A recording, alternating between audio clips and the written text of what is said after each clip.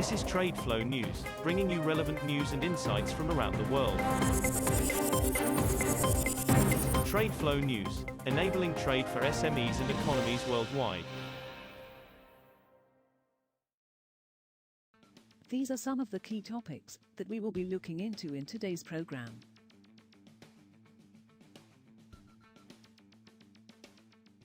First, let's take a look at the overnight headlines which are impacting the commodity markets.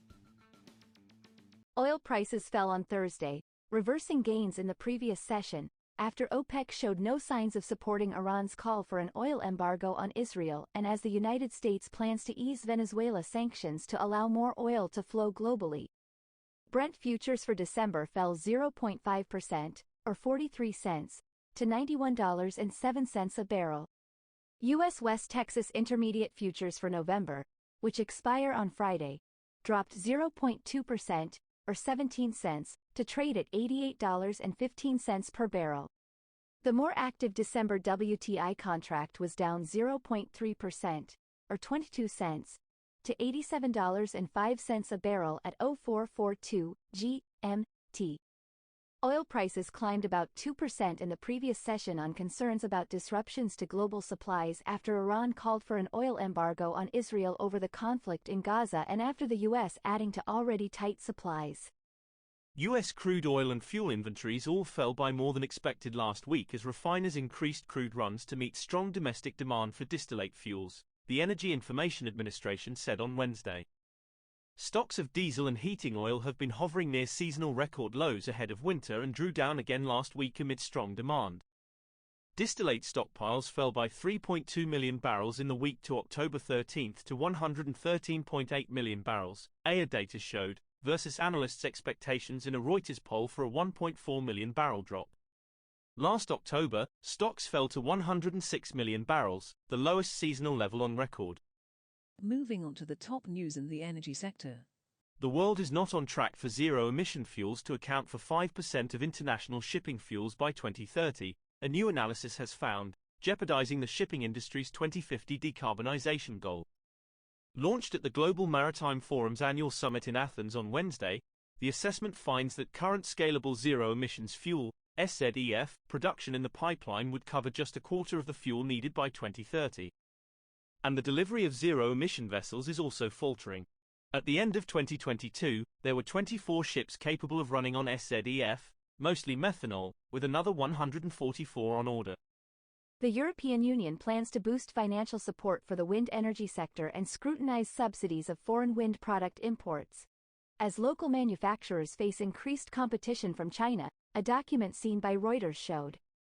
The draft measures, which the European Commission plans to publish next week, would see the EU and its lending arm, the European Investment Bank, launch a scheme this year to counter-guarantee banks' credit exposures to wind industry suppliers.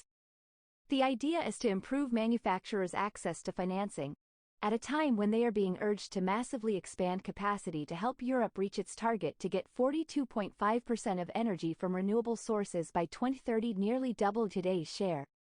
Next, we have the top news in metal markets. G7 countries will this week discuss 4 plans to ban Russian diamonds from G7 markets from January 1, from light-touch self-regulation to strict import measures, laying bare differences that explain why a ban has been so difficult to agree for more than a year, documents showed.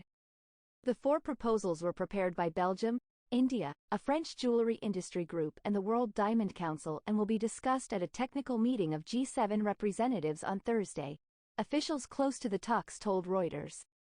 A G7 ban would hit Russian diamond exports badly because G7 countries, United States, Canada, Japan, Germany, Britain, Italy and France, account for 70% of global diamond demand.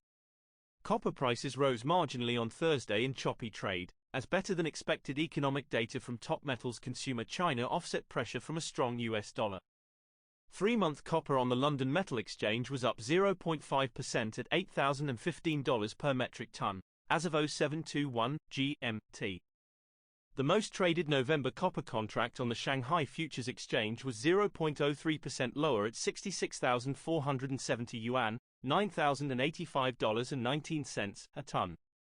We will now look at the top news in the agricultural sector. China has approved 37 genetically modified corn seed varieties and 14 GMO soybean varieties, taking it close to commercial planting of GMO corn and soybeans.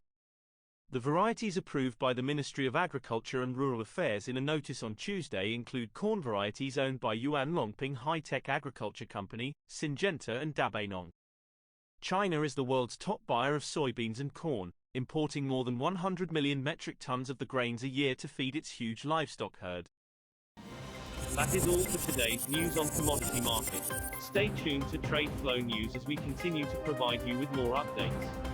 We also invite you to follow us on Twitter at TradeFlow News, which allows you to watch our program on your mobile device or desktop to receive information from there.